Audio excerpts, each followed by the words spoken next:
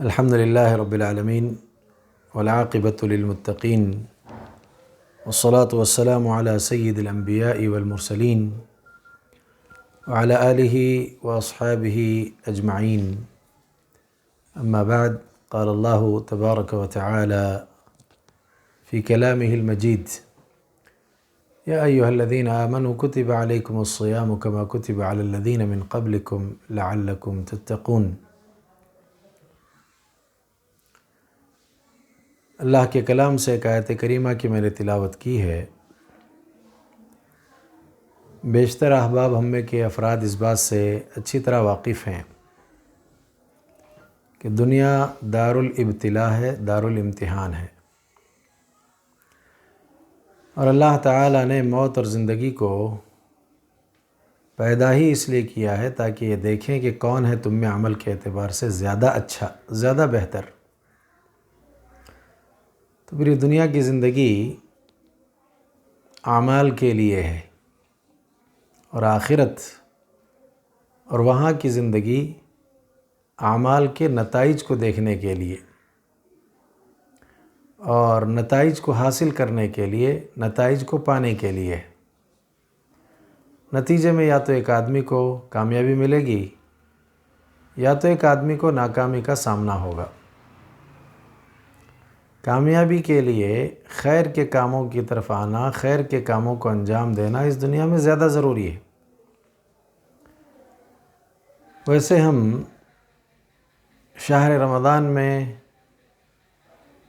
بہت ساری عبادتیں اور خیر کے کام کو انجام دیتے ہیں۔ فتنوں میں، آزمائشوں میں کامیابی کے لیے تین چیزوں کا بطور خاص اگر آدمی لحاظ رکھے یا تین چیزوں کی طرف آدمی توجہ کرے تو فتنوں سے محفوظ رہے گا، یا فتنوں میں یا آزمائشوں میں اگر وہ گھرا ہے تو یہ تین چیزیں اس کے لیے کفارہ بنیں گی۔ اللہ کے رسول صلی اللہ علیہ وسلم کا ایک بڑا پیارا فرمان ہے، بخاری میں روایت موجود ہے، حضرت حذیفہ رضی اللہ تعالی عنہ اس حدیث کے راوی ہیں۔ وہ کہتے ہیں کہ اللہ کے رسول صلی اللہ علیہ وسلم نے یہ بیان فرمایا، فتنۃ الرجل فی اہلہ ومالہ وجارہ، آدمی کی آزمائش، آدمی کا امتحان جو اس دنیا میں ہوتا ہے اس میں بطور خاص تین چیزیں ہیں۔ اس کے بیوی بچے، اس کے ذریعے آزمائش ہوتی ہے انسان کی، اور مال جو اس نے کمایا ہے اس کے ذریعے آزمائش ہوتی ہے انسان کی، اور انسان کے جو پڑوس ہوتے ہیں، پڑوسی، ان کے ذریعے بھی آزمائش اور امتحان لیا جاتا ہے۔ اللہ تعالیٰ بندے کا امتحان لیتے ہیں۔ تو اس میں کفارہ کن چیزوں کو بنایا جائے؟ کچھ انسان سے بیوی بچوں کے سلسلے میں، مال کے اعتبار سے، پڑوس کے اعتبار سے کچھ کوتاہیاں، کمیاں ہو جاتی ہیں، تو اس کے لیے کفارہ کیا ہے؟ اللہ کے نبی صلی اللہ علیہ وسلم نے تین چیزوں کے تذکرے کے بعد تین چیزوں کو کفارے کے طور پر بیان کیا ہے۔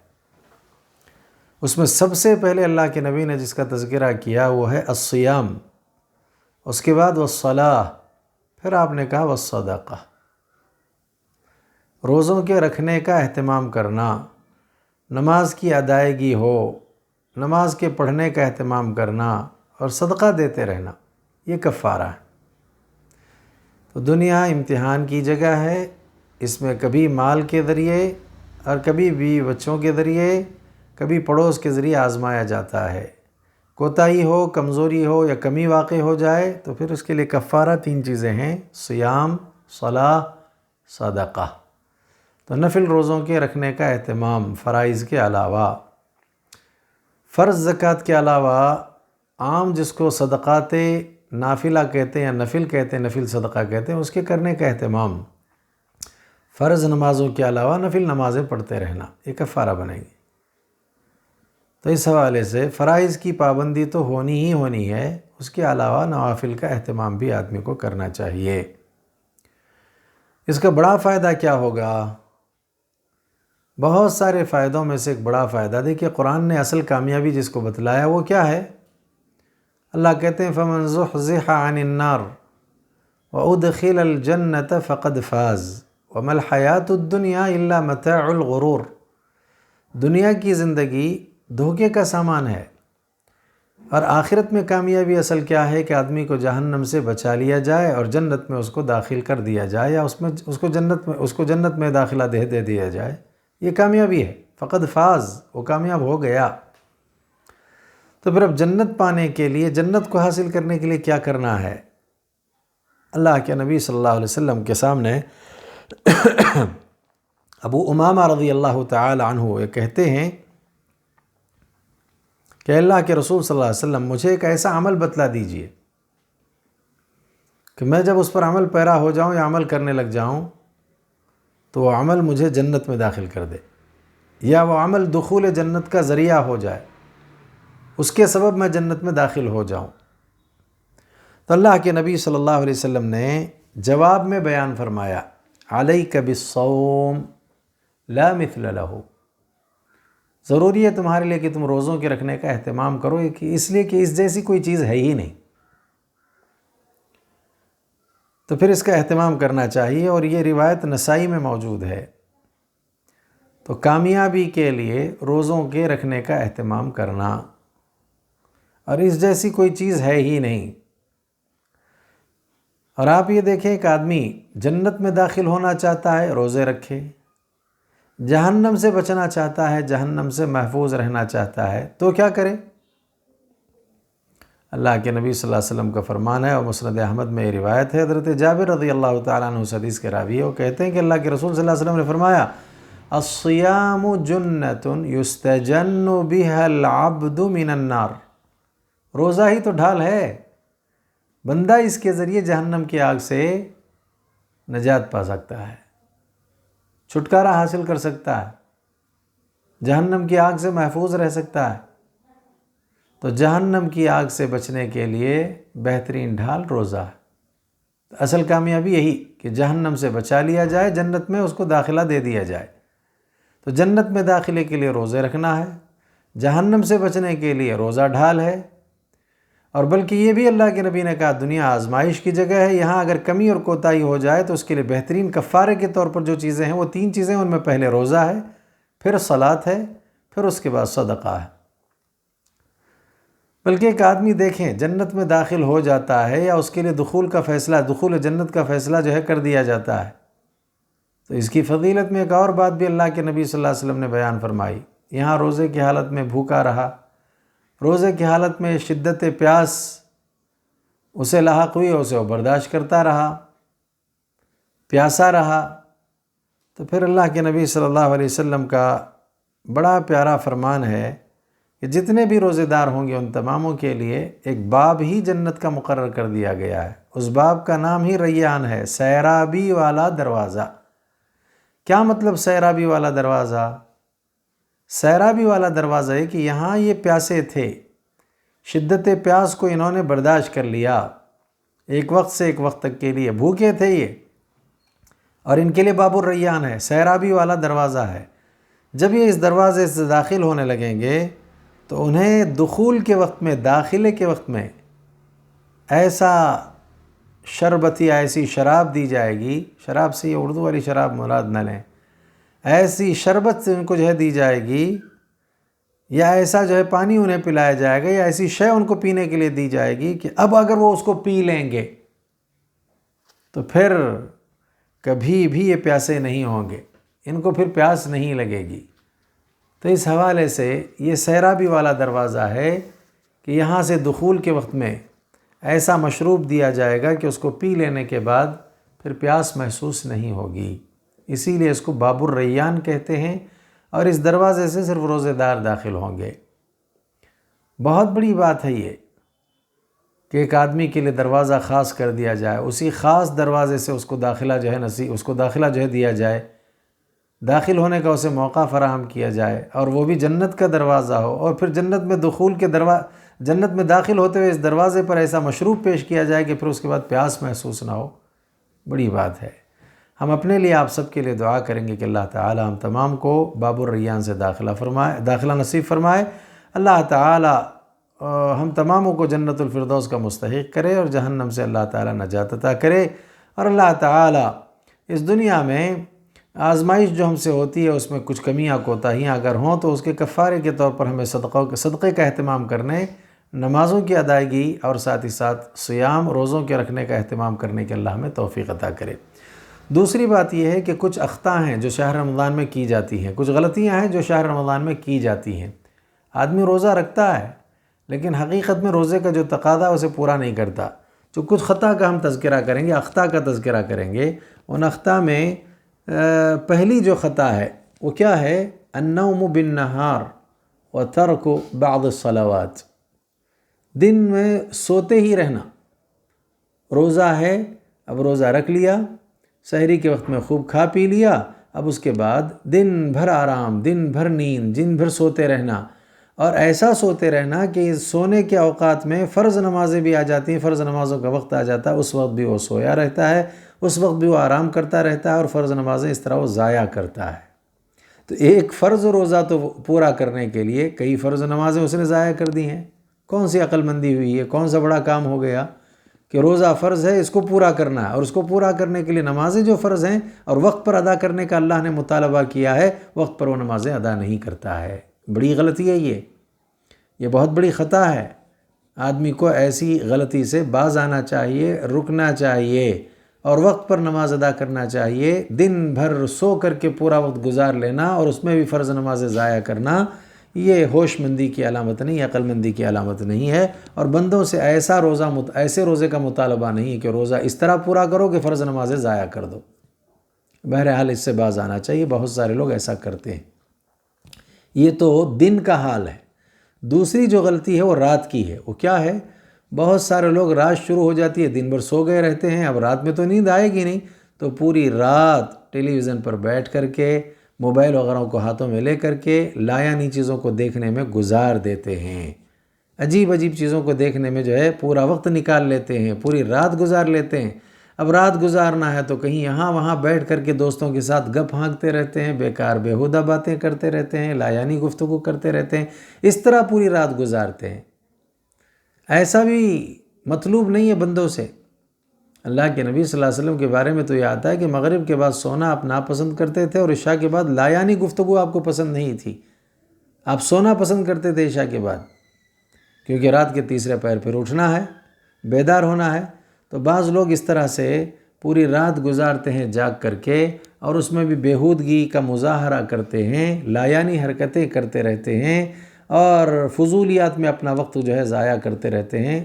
بہت ہی زیادہ غلط شے ہے یہ، اس طرح رات کو گزارنے کی اجازت نہیں، ایسا رات نہیں گزارنا چاہیے۔ تو یہ دوسری غلطی ہے، دوسری خطا۔ اور تیسری جو خطا اور غلطی ہے وہ کیا ہے؟ وہ کھانے پینے کا جو دسترخوان لگا رہتا ہے اس میں بہت زیادہ اسراف سے کام لیتے ہیں۔ کھانا کم ہوتا ہے، ضائع کرنا زیادہ ہوتا ہے۔ موجودہ حالات میں تو اس کی طرف خوب توجہ کی ضرورت ہے۔ لہذا جتنا ضرورت ہو، جتنی حاجت ہو، اتنا ہی کھانے پینے کی چیزوں کا استعمال کیا جائے۔ ضرورت سے زیادہ چیزوں کو بنانا اور ضرورت سے زیادہ چیزوں کا دسترخوان پر لگانا، اسے سجا دینا، اور اس کو جو ہے استعمال نہ کرنا، پھینکنے میں ضائع کرنا، یا پھینکنے میں استعمال کرنا، اس کو ضائع اس طرح کرنا، اس طرح اسراف کرنا، یہ جو ہے ٹھیک نہیں ہے۔ شہر رمضان میں اکثر ایسا دیکھا جاتا ہے کہ بعض مقامات پر دسترخوان بڑے وسیع ہوتے ہیں، نعمتیں اس پر خوب سجی ہوئی ہوتی ہیں، لیکن لوگ اس قدر اسے نہیں کھا پاتے، اور آخر میں یہ نوبت آتی ہے کہ جتنا کچھ بچا ہوا ہے، اب اس بچے ہوئے کھانے کو، اس ساری چیزوں کو، ان نعمتوں کو پھینک دیا جائے، ضائع کر دیا جائے۔ بہت بڑی خطا اور غلطی ہے یہ، اس سے باز آنا چاہیے، اس سے رکنا چاہیے۔ ایک چوتھی غلطی بھی ہے، وہ کیا ہے شہر رمضان میں؟ وہ یہ ہے کہ فرض کر لیں مغرب کا وقت ہوتا ہے، فجر کا وقت ہوتا ہے، دونوں چیزیں ایسی ہیں کہ یہاں اس موقع پر یا تو ایک سحری ہے تو ایک افطار ہے، کھانے کی نعمتیں ہوتی ہیں۔ اس کے فوراً بعد دیکھیں آپ، نماز ہی نماز ہے، وہاں فجر کی فرض نماز ہے کھانے کے بعد، اور یہاں مغرب کی فرض نماز ہے۔ لہذا اس موقع پر کچا پیاز، کچا لہسن وغیرہ بھی استعمال کرتے ہیں لوگ، یہ خطا ہے۔ روزے کی حالت میں بھی ایسا۔ اب دیکھیے، ایک فرض نماز آپ کو ادا کرنی ہے، نبی نے کہا اس فرض کی ادائیگی کے لیے کچا پیاز اور کچا لہسن کھا کر کے نہ ہو، اس طرح بدبو کے ذریعے تم ملائکہ کو، لوگوں کو تکلیف پہنچانے والے ہو جاؤ گے نا، تو ایسا نہیں کرنا ہے۔ تب وہاں پر ہمارا حال یہ ہے کہ ہم فرض روزہ رکھ رہے ہیں، اور اس فرض روزے کا جو ہے آغاز اور اس کا اختتام ایسی چیز پر جسے ناپسند کیا گیا. ٹھیک ہے، اگر آپ نے کھا بھی لیا تو بدبو کو زائل کریں. اس کے بغیر ہی آپ نماز کے لیے کھڑے ہو جائیں، فجر کی فرض نماز کے لیے، مغرب کی فرض نماز کے لیے، تو بدبو آتی رہے گی. خود کو تکلیف ہوگی، بازو والوں کو تکلیف ہوگی، گھر والوں کو تکلیف ہوگی. اب تو خیر گھروں میں نماز کی ادائیگی کا اہتمام ہے، لیکن اگر اجتماعی طور پر آپ نماز ادا کرتے ہیں تو ظاہری بات ہے عام مسلمانوں کو تکلیف ہوگی، ملائکہ کو تکلیف ہوگی.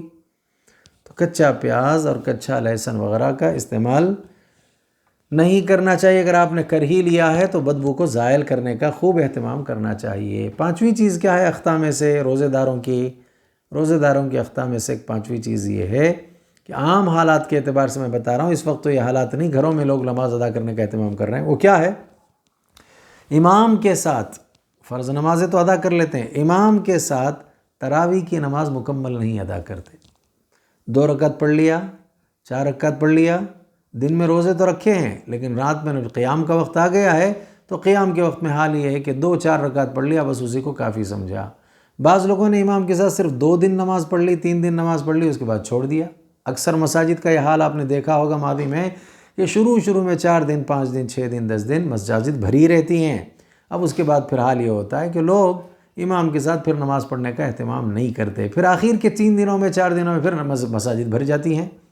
تو یہ اصل میں اخطاء ہے، یہ غلطی ہے، ایسا نہیں کرنا. مکمل جو ہے مکمل ایام کی تراویح امام کے ساتھ ادا کرنے کا اہتمام کرنا چاہیے. ایک چھٹی چیز بھی ہے اس سلسلے میں، وہ کیا ہے؟ کثرت خروج النساء متبرجات الى الاسواق.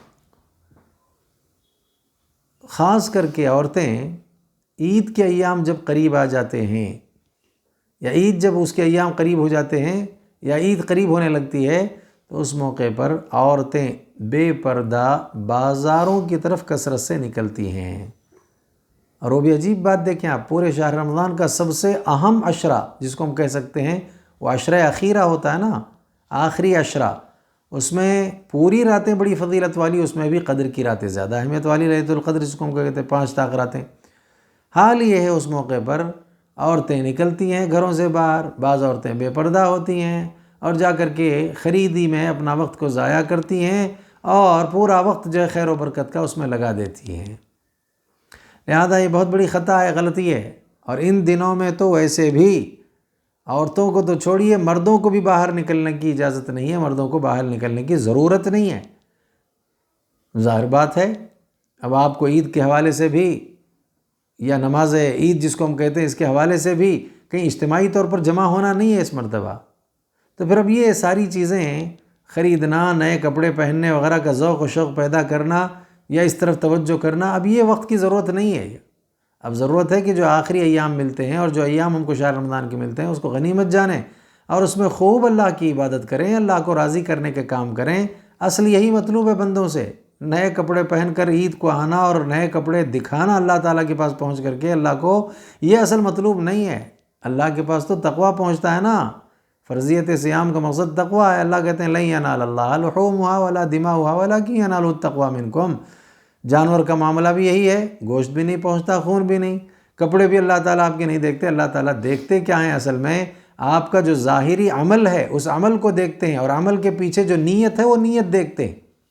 تقویٰ ہے کہ نہیں، ارادہ ٹھیک ہے کہ نہیں، یہ دیکھا جاتا ہے. عمل سنت کے مطابق ہے کہ نہیں، یہ دیکھا جاتا ہے.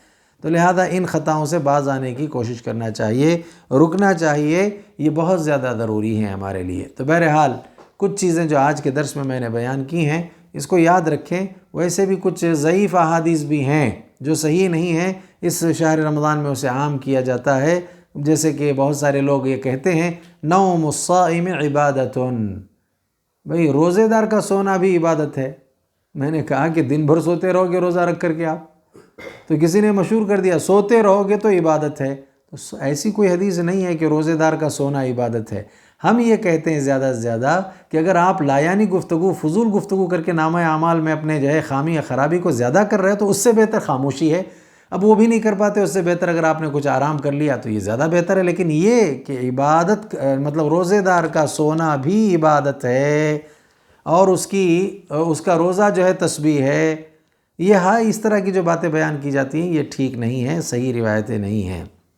بہرحال بعض لوگ یہ بھی عام کرتے ہیں کہ کسی نے بغیر کسی عذر کے ایک دن کا فرض روزہ ترک کر دیا ہے، بیماری وغیرہ بھی کوئی نہیں ہے، ساری زندگی بھر روزہ رکھتا رہے تو ایک روزے کی برابری نہیں ہو سکتی، ایسی بات بھی حدیث کے نام پر یا اس طرح کی چیزیں عام کی جاتی ہیں، ایسی بھی کوئی صحیح روایت نہیں ہے۔ اسی طرح ایک تیسری بات ہے وہ کہ بعض لوگ کہتے ہیں کہ لا تقولوا رمضان، رمضان مت کہو بلکہ شہر رمضان کہو، اس لیے کہ اللہ کے ناموں میں سے ایک نام ہے، ایسی بھی کوئی بات نہیں ہے۔ شہر رمضان بھی کہنا ٹھیک ہے، رمضان بھی اس کو کہا جا سکتا ہے، شہر رمضان الذی انزل فیہ القرآن، تو شہر رمضان کہا گیا۔ رمضان بھی اللہ کے نبی نے کہا اذا جاء رمضان فتحت ابواب الجنہ، جب رمضان آ جاتا ہے تو جنت کے دروازے کھولے جاتے ہیں، تو وہاں رمضان کے الفاظ بھی استعمال کیے گئے۔ تو اس طرح کی باتیں عام کی جاتی ہیں، بہرحال یہ سب صحیح نہیں ہے۔ جو باتیں میں نے بیان کی میرے اپنی ذات کے لیے، آپ تماموں کے لیے وہ کافی وافی ہیں۔ اللہ سے دعا ہے کہ اللہ ساری باتیں جو بیان کی گئی ان باتوں پر عمل پیرا ہونے کی ہم سب کو اللہ توفیق عطا کرے، اللہ ہم سب کی جائز ضروریات کو پورا کرے، ہر آفت ہر بلا ہر مصیبت سے ہماری حفاظت فرمائے۔ ربنا تقبل منا انك انت السميع العليم وتب علينا انك انت التواب الرحيم۔